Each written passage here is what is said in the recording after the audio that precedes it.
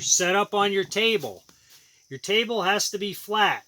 Your rails, the two 2x4s, they're only going to be as flat as your table and as straight as your 2x4s. So you want a flat table and you want your 2x4s to be straight. If your 2x4s have a bow in them, you're going to router a bow into your table. So first thing you want to do is check your base on your router base. You want to measure how wide it is, and you're going to go ahead and set up the distance for these two rails according to the width of your base.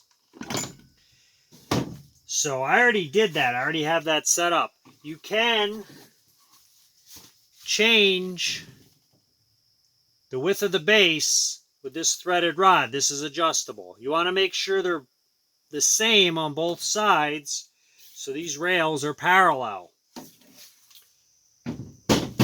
Once you've done that, the next step is you're going to loosen these black knobs. You're going to loosen these black knobs, and then you're going to slide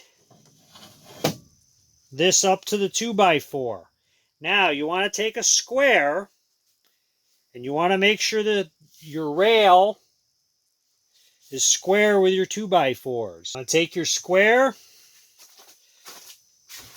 make sure you're square with the 2x4 and the rail on the router sled.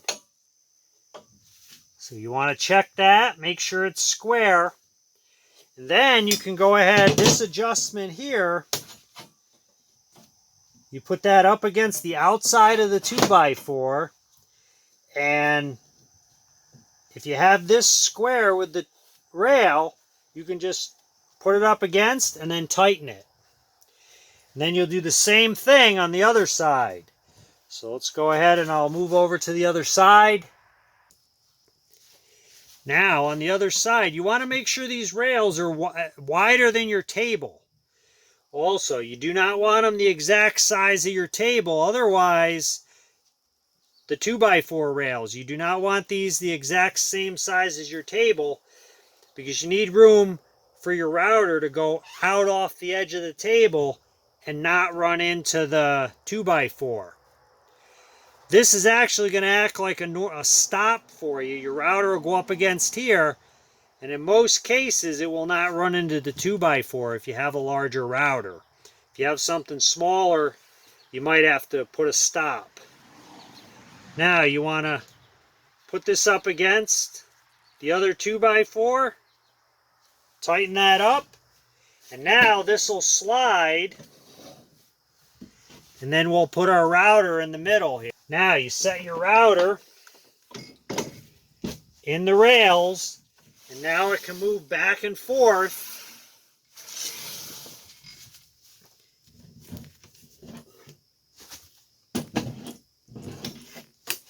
And this actually acts just like a stop,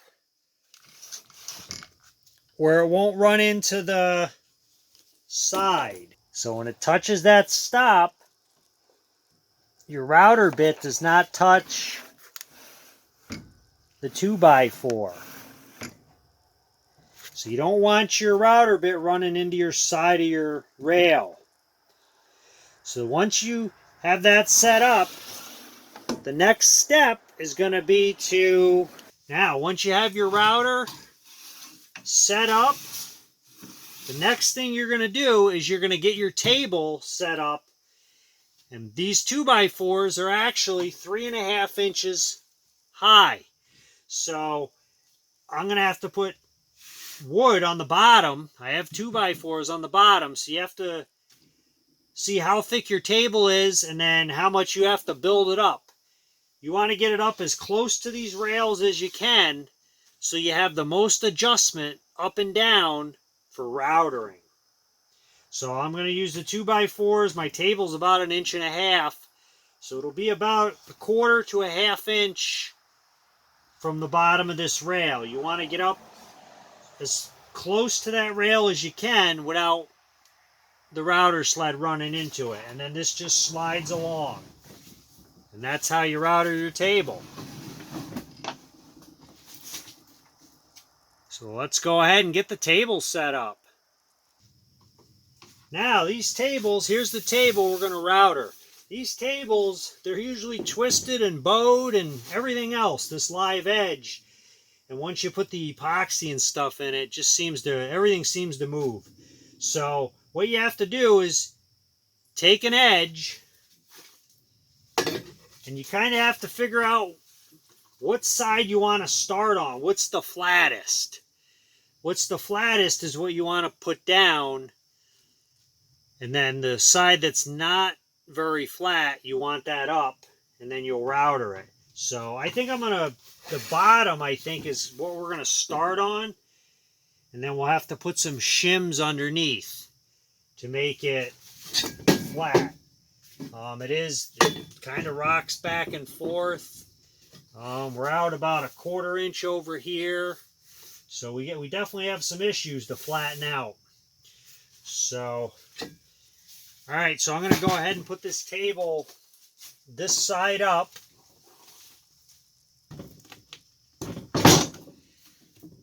Now I have the 2x4s. Now we want to keep it away from the edge because we don't want our... Notice how I have space in between the rail and the table.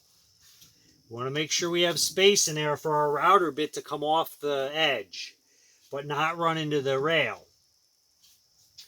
Okay, so this sits pretty flat. So we're going to go ahead and I guess we're going to start there. The main thing, this is an ocean table. You have to be careful we don't get too thin on either side and lose the ocean waves. So the best thing to do is take an edge and you're going to go down through here and you're going to take a tape measure. I'm about a 1/4 inch there. Okay, and then I check over here. About 3/8. So that's about an 1/8 inch higher over there. So we're going to be routering pretty heavy over there. So then you check down in here. Almost. All right, we got a 1/4 inch over here. So it looks like we're twisted this way.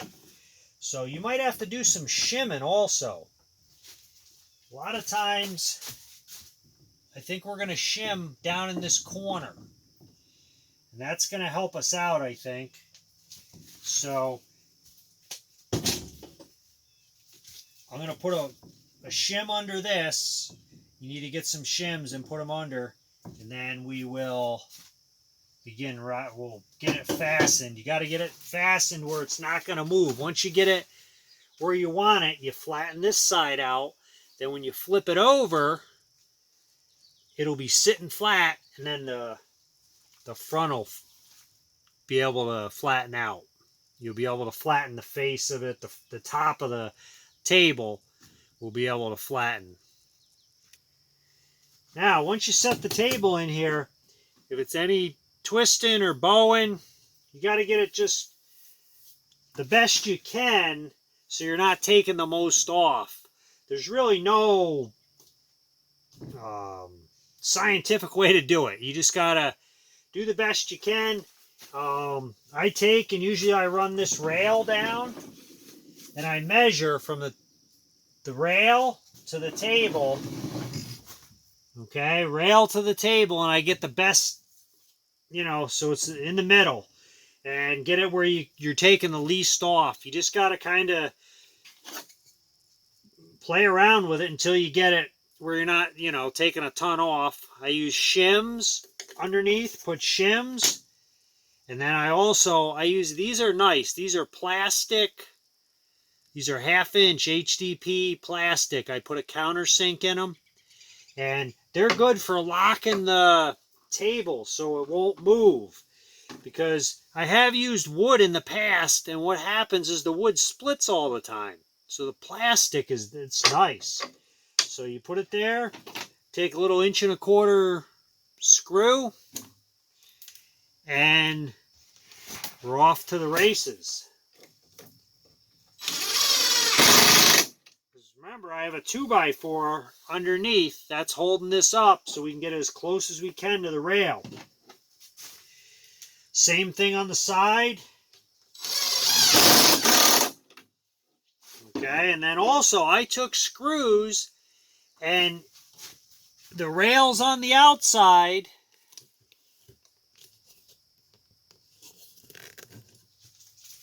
I took and put a screw in here so this is all locked together. So this table, it's not going to go anywhere. It's nice and solid. All right, so I got it all set up. I got the router. You want to start in your highest point. Okay, in our case, the highest point is going to be in the middle of the table, right here.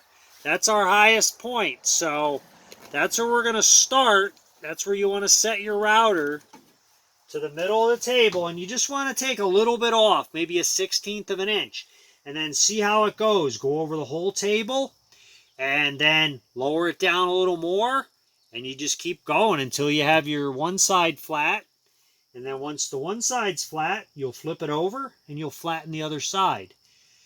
So, all right, I'm going to go ahead and put the last screw in down in this corner, and then this is going to be all locked together. So the rails are attached to these boards. You can also, if you don't mind holes in your table, you could just take a screw and put it down into your table and the 2x4. But you want it solid. There's many ways you can do it. I'm just giving you one way.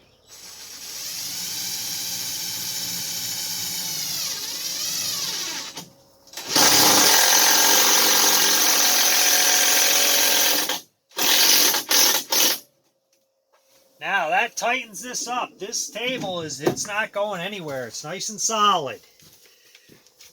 So we're all set there. I got our router adjusted. I like to use a 2-inch 4 flute. Gives you the smoothest finish. I have used 2 flutes and they get the job done, but the 4 makes a smoother finish. Also, when you pour these, you want to be thinking that you're going to have to router this. If you're taking and putting stones in the bottom, make sure you keep the stones down in enough to router off on the bottom.